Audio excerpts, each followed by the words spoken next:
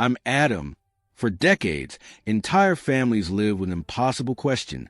Where did their loved ones go? 16 people vanished during troubles, taken in the night, buried where no map would lead them. Some were suspected of betrayal. Some were civilians swept up by suspicion, and most left no grave, no farewell.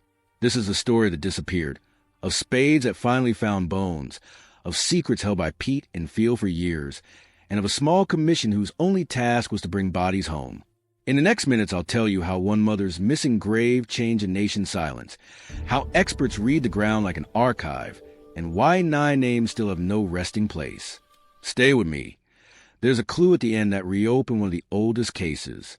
To understand the disappeared, you need plain facts and close attention to names, because names are what turn a missing person into a grief that refuses to leave a house. Between the early 1970s and the mid-1980s, a cluster of abductions took place across Northern Ireland and in border counties of the Republic of Ireland. 16 people are now identified in the core list, commonly called the disappeared, individuals who were taken, killed, and buried in secret. In response to this long silence, the Independent Commission for the Location of Victims' Remains, the ICLVR, was established with a single humanitarian task: locate the remains and return them to families. To date, the Commission's public record shows that 13 of the disappeared have been recovered, and 11 of those recoveries came through the Commission's efforts. The pattern of those crimes is cruel in how ordinary it looks on paper. Men and one woman were taken in the night or stopped on a roadside. Some were suspected of informing, others accused of breaking paramilitary discipline. The bodies were hidden where the ground would hide them, in drained ditches, in fields, in peat. For relatives, there was no grave to visit, no ritual to close a life, only rumors that hardened into daily doubt. That refusal to speak left families living between accusation and absence for decades. Journalists and long-form reporters followed leads, but it was a combination of confidential tips and forensic patience that broke the silence. One case that brought the public's attention to this work was Jean McConville, a mother of 10, taken from her home in 1972. Jean's disappearance became one of the most visible and contested stories of the Troubles. Her body was not found until 2003, when a storm exposed remains on Shelling Hill Beach in County Louth. The discovery allowed a family to hold a funeral and to name a grave, even while questions about motive and responsibility remained contested in public inquiry and reporting. Jean's case made clear how long community can be forced to wait for a basic human acknowledgement. Other names on the list carry different histories, but the same ache. Captain Robert Nyrak, a British Army officer who disappeared in 1977, remains unresolved. His disappearance has been the subject of long-running investigations and dispute. Joe Linsky, Colum McVeigh, and others have been the focus of searches that sometimes find nothing, and sometimes unearth remains that later require DNA confirmation. In 2015, for example, farm and bog excavations produced human remains that investigators hope would resolve at least one case. But identification takes time and patience, and does not always lead to the expected answer. These searches reopen old wounds while offering the possibility of a final, very human form of truth: a grave to visit, a name on stone. The Commission's approach was deliberately limited by design. To encourage cooperation, material supplied in confidence to the ICLVR could not be used in criminal prosecutions. That trade-off, anonymity for information, was controversial, but it allowed investigation teams to pursue archaeological leads they would never otherwise receive. Technically, the searches combined local testimony, historical maps, and forensic archaeology. Practitioners learned to read peat, to place test trenches in precise grids, to use remote sensing where possible, and finally to rely on DNA to make identification scientific rather than speculative. Even so, the human factor remains central. Anonymous confessions or a single tip have sometimes been the break that turn a rumor into a dig. The practical discoveries are also the emotional work. Each recovered set of remains becomes, for a family, a point of ritual, a funeral, a burial, a name finally spoken aloud in a place. But recovery is not the same as justice. Many families want answers about motive and accountability as well as a grave, and the Commission's humanitarian remit cannot deliver prosecutions. That unresolved tension between restitution and accountability shapes how the disappeared are remembered in communities and how the searches are reported. It also fuels activism, vigils, adverts, public appeals, and repeated requests for official transparency. If you're hearing these names for the first time, pause for a moment and consider what it means for a family to wait 30 years for a grave. That length of time changes how grief behaves. It becomes a question that families carry into every household ritual. It becomes a public demand for truth. In the next section, I'll explain, in plain terms, how archaeologists and forensic teams turn a tip into a trench and a trench into an answer. If you know of detail or of a local story that could help, the Commission's channels remain open for confidential contact. I'm Adam. Finding a body that has been hidden for decades is not a single discovery. It is a long, exacting conversation between people and place, a conversation that uses maps, memory machines, and a very careful kind of digging. The independent commission for the location of victims' remains was built around that idea. Encourage people to speak, then turn what they say into a search the ground can answer. The Commission's public materials make clear the two halves of the work, human intelligence and forensic fieldwork, and they depend on one another. The first step is always information.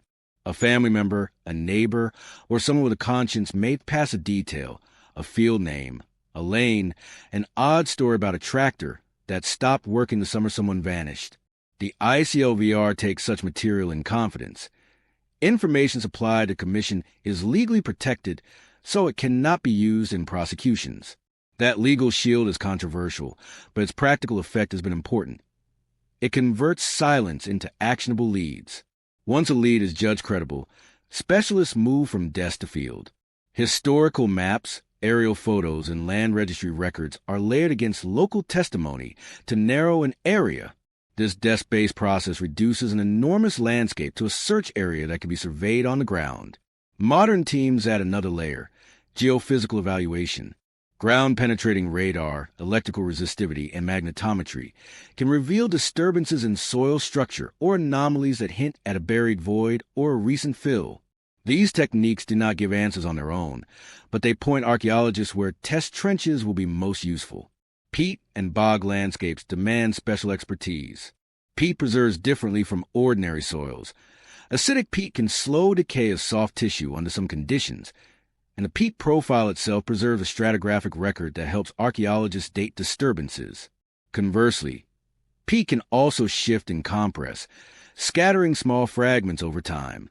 For that reason, searches in boggy ground pair geophysics with cautious test trenches and slow, layer-by-layer excavation carried out by experienced forensic archaeologists. Recent articles explain how police and archaeologists collaborate when peat is involved, because treating a potential grave in a bog means treating an exceptional environment. When excavation begins, it is meticulous, deliberate, and recorded like any archaeological dig. Trenches are grid, contexts are described, and every sample, soil, pollen, a fragment of textile, is logged and bagged. Forensic archaeologists work to preserve fragile evidence and understand site formation processes. What the soil says about how and when something was buried, whether animals or water moved material, and whether later human activity disturbed the spot. That painstaking recording turned a hole in the ground into a scientific argument about origin and timing. Human remains recovered from those trenches then go to forensic anthropologists and laboratories. Bone, tooth, and any surviving tissue are examined for trauma, for pathologies that might match medical or dental records, and crucially for DNA. Advances in DNA recovery and sequencing mean that even degraded bone can often be compared to living relatives to establish identity with a high degree of certainty. Where possible, mitochondrial and nuclear profiles are matched to family reference samples. Where not, other lines of evidence, dental records, unique medical markers are used. In recent decades, DNA has transformed what was previously tentative identification into something scientific, and for families, final. There are limits. Time, soil chemistry, and disturbance can destroy DNA or scatter evidence. Sometimes a dig produces human bone, but no quick answer. Sometimes a suspected grave turns out to be older or unrelated. And because the ICLVR's remit is humanitarian, to locate remains, it does not itself pursue prosecutions. That means the discovery of a body is not always followed by criminal charges. It is followed first by the work families most want, burial, and the chance to name a grave. That human outcome governs the commission's priorities. Finally, technology keeps improving the toolbox. Geophysical methods are better understood across soil types than they were 20 years ago. Remote sensing and drone imagery give new perspectives, and laboratory methods for tiny fragments of DNA continue to advance. But the single recurring truth is this: no machine finds a grave without a human lead. No technical result means anything until archaeologists and families can interpret it together. The search is a collaboration across disciplines and across time, and for many families, it is the only way to tell a complete story about a life taken in secret. The independent commission for the location of victims' remains was born out of a grim practicality. For some families, a grave mattered more than a conviction. The commission was established in 1999 with a tightly focused humanitarian remit: find the missing and return them to their families. It was not designed to prosecute, to investigate motive, or to assign criminal responsibility. That limitation is central to everything that followed. This was the essential bargain. The commission offered legal protections. Information given in confidence could not be used in criminal proceedings. In return, people who knew where remains lay were more likely to speak. Supporters argued the trade-off was painful but necessary. It turned silence into leads that forensic teams could follow. Critics called the arrangement morally incomplete. They asked bluntly whether the right to bury a loved one should be purchased at the price of full accountability. That ethical tension sits at the heart of the disappeared story. Practically, the Commission's mandate required cross-border cooperation and a narrow legal framework. Searches often took place in the Republic of Ireland and in Northern Ireland, so investigators worked with police, coroners, and landowners on both sides of the border. The Commission had to negotiate access permissions and scientific support while preserving the confidentiality it had promised. Those dual pressures, the need for technical thoroughness and the need for strict legal safeguards, made each search a careful diplomatic and scientific operation. Families reacted in different ways. For some, the Commission was a final hope. They handed over DNA samples, waited through slow lab work, and then planned funerals when remains were returned.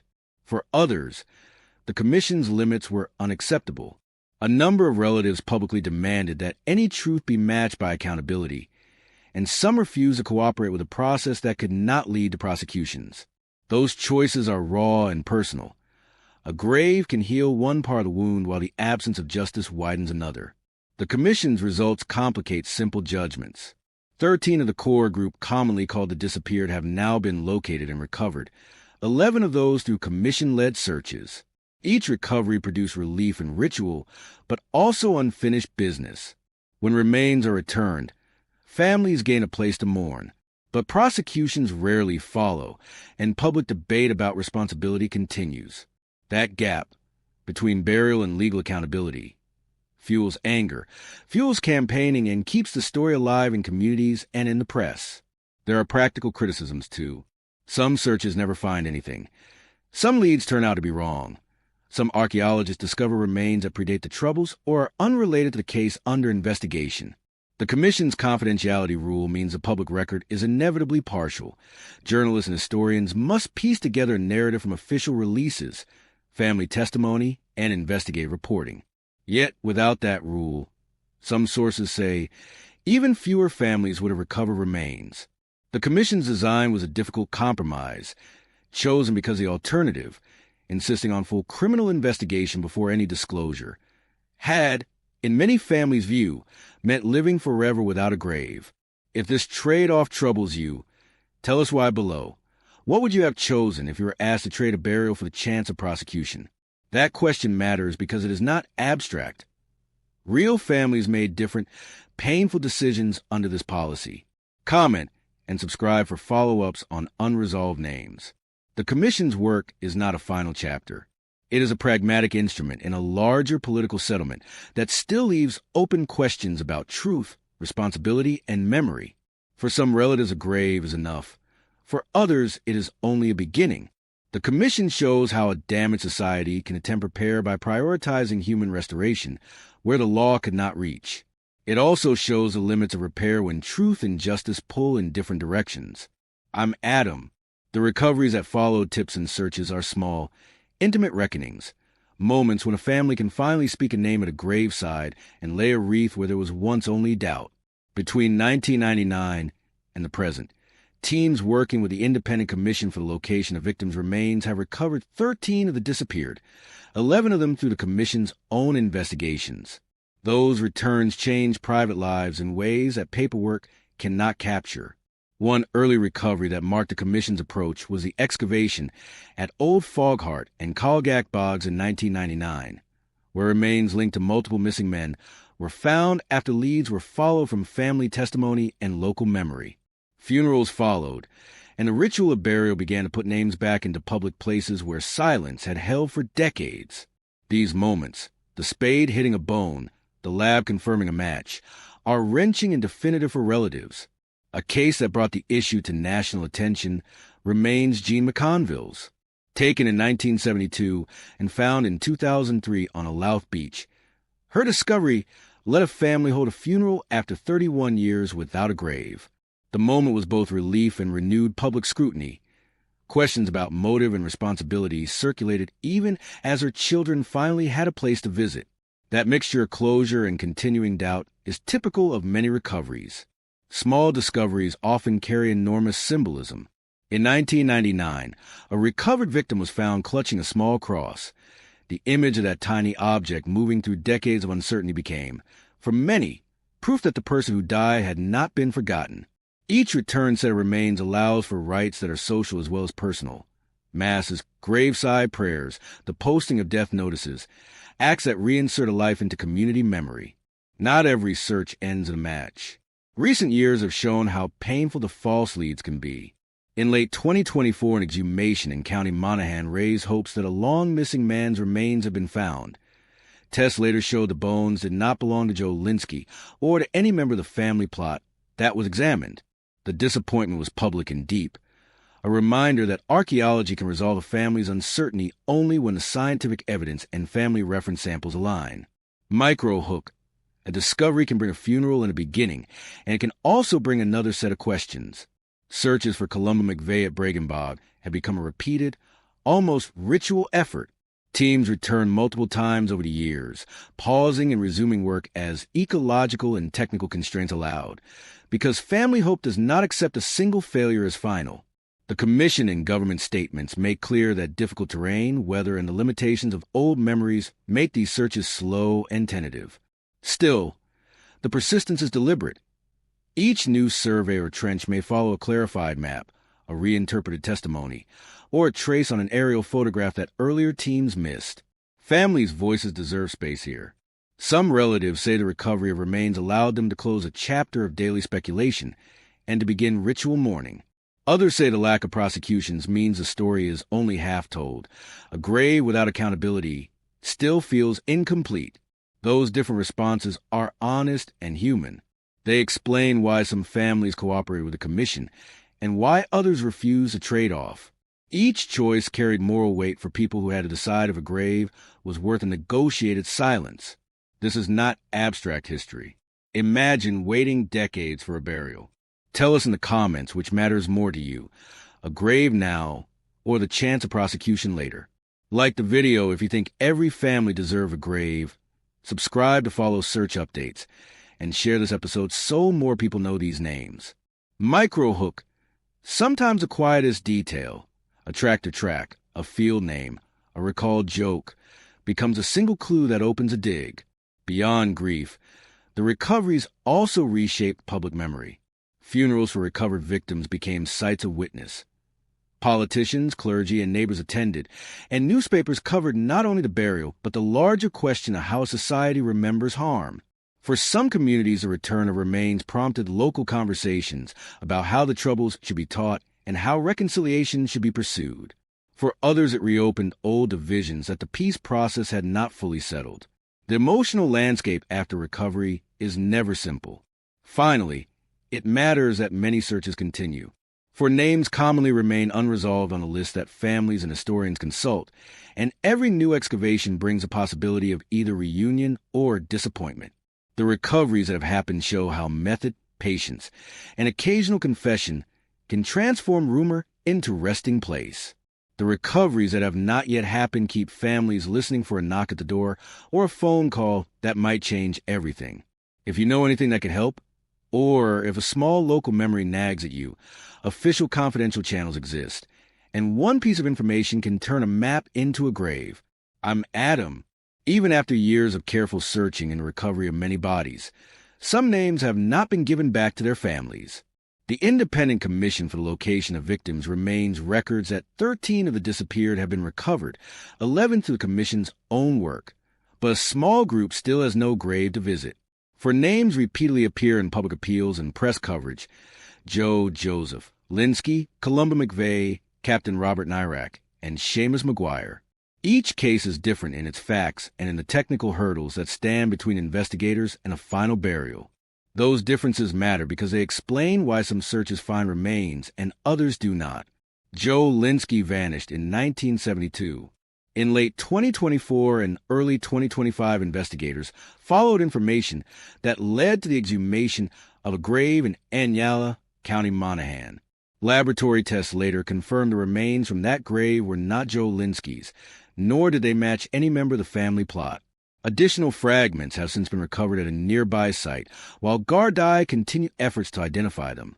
But the family remains without a confirmed resting place. The sequence, hopeful lead, exhumation, exclusion by DNA, is painfully familiar in these searches. Columba McVeigh's case illustrates how landscape and ecology shape a search. McVeigh, abducted in 1975 and believed to have been buried in Bregenbog, has been the subject of repeated ICLVR searches since 1999. Difficult ground conditions, repeated false leads, and the simple fact that peat shifts over decades have made Bregenbog exceptionally challenging. A 2023 search concluded without success and was publicly described by government officials as bitterly disappointing. Investigators later reviewed grid plans and identified previously unsearched areas, prompting further digs in 2025. Each return to the bog renews hope for the family, even as it reminds everyone that difficult terrain can hide a body for generations. Captain Robert Nyrak's disappearance is different again.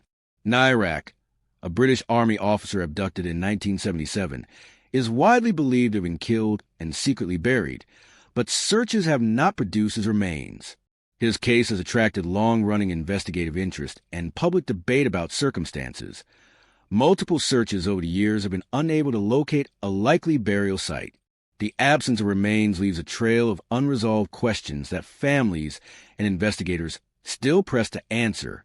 Seamus McGuire was officially added to the list in recent years after fresh inquiries suggested he may have been secretly buried. The Commission continues to treat his file as active, and public appeals have been made for anyone with information to come forward. Each addition to the list complicates the historical picture. It highlights how memories and records can shift decades after an event, and how new lines of inquiry sometimes arise from old archives or from people deciding, at last, to speak. A single, small detail, a field name, a fence post, the memory of a neighbor, has repeatedly been a thing that turned a rumor into a target for digging. Technically, unresolved cases tend to fall into a few categories. In some instances, the likely burial ground is a shifting or waterlogged landscape where stratigraphy is unclear and geophysics is less reliable. In other cases, leads point to family plots or farm fields where subsequent burials or agricultural activity complicate excavation. And sometimes information is simply too vague, somewhere near the lane, to reduce an area to a manageable grid. Those are practical limits, and they help explain why search teams sometimes return from a dig empty-handed. There's also a procedural limit. The Commission's confidentiality rules can produce the information needed to search, but they also restrict what can be publicly said about sources and process. That balance, protecting informants so families can have graves, while leaving some criminal questions unanswered, keeps each unresolved file in a slow, careful state of investigation. Families and campaigners press for fuller disclosure. Investigators argue that without confidentiality, even fewer remains would be recovered. It is an ethical and practical tension that shapes every decision to dig. Relate. Engage. These are names people still seek. Imagine a sibling who comes home each week to an empty chair and no grave to visit. Tell us in the comments which of these cases you want covered next and why. Like the video if you support continued searching, subscribe for updates on new digs, and share this episode so more people know these names. Searches may fail, but they also reopen the possibility that one phone call, one memory, can change everything. I'm Adam. The searches for the disappeared sit at the intersection of private grief and public policy, and that intersection is where the hardest questions appear. The Independent Commission for the Location of Victims' Remains was created in 1999 as a deliberately narrow, humanitarian body. Its legal framework offered confidentiality so that people with knowledge might tell the Commission where remains lay without fear of that information being used in criminal prosecutions. That bargain, privacy in return for location, shaped the work from the start. That trade-off produced two predictable outcomes. First, it produced recoveries that many families had thought impossible. 13 of the core group, commonly called the disappeared, have now been recovered, most through commission-led searches. For those families, the recovery of remains meant a grave, a funeral, and the ability to perform the rituals that mark a life's end. For many, that mattered above all. Second, the arrangement left other needs unanswered. Some relatives wanted not only a grave, but also a public accounting, names, motives, and where appropriate, prosecutions. Those demands are not easy to dismiss. Critics of the confidentiality model argue that trading away the chance of criminal investigation creates a moral gap. The state and the public learn where bodies lay, but the question of who ordered or carried out the killings can remain unresolved. That gap fuels ongoing public debate and sometimes public anger. The debate is often framed through recent, concrete moments. New digs and exhumations, like the search in Anyala, County Monaghan, for Joe Linsky that produced remains later excluded by DNA testing, underscore how searches can open hope and then close it again. These false starts are painful in public.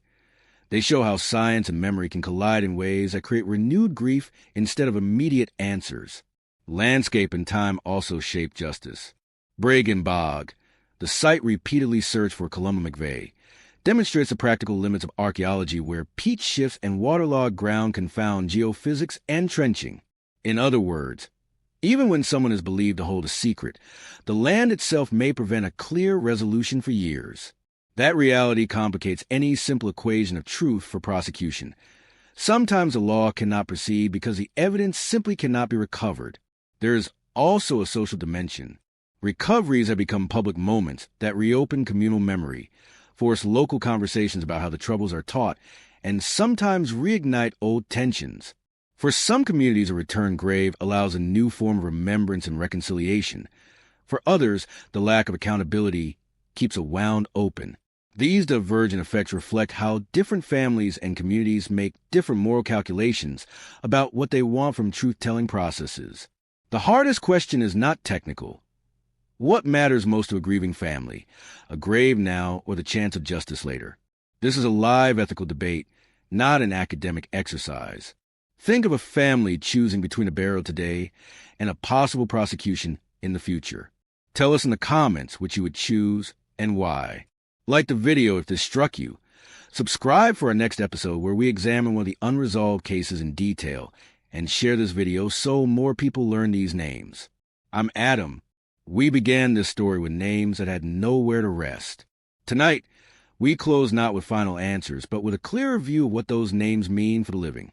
13 of the disappeared have been located and returned to families, most of them through the work of the Independent Commission for the Location of Victims' Remains, a fact that changed private lives and public memory.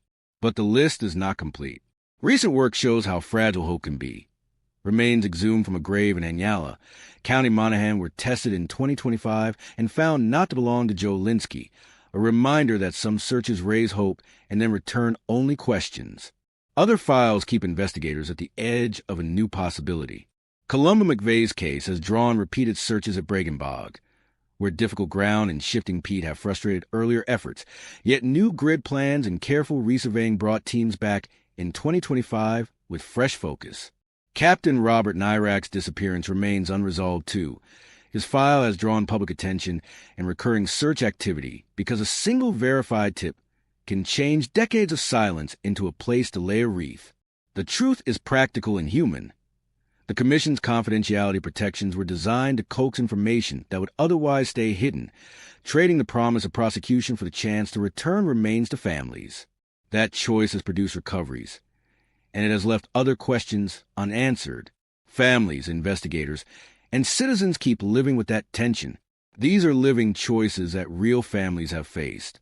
Think of someone who keeps an empty chair and no grave to visit. Tell us in the comments which unresolved name you want covered next and why. Like the video if you believe families deserve a place to mourn. Subscribe for updates on new searches, and share this episode so more people learn these names. If you have information that could help or a memory that has weighed on you for years, the ICOVR provides confidential channels designed exactly for that purpose. A single small detail can turn a search map into a grave and a question into a name. I'm Adam. Keep these names in mind. Keep a quiet light for those still waiting to come home.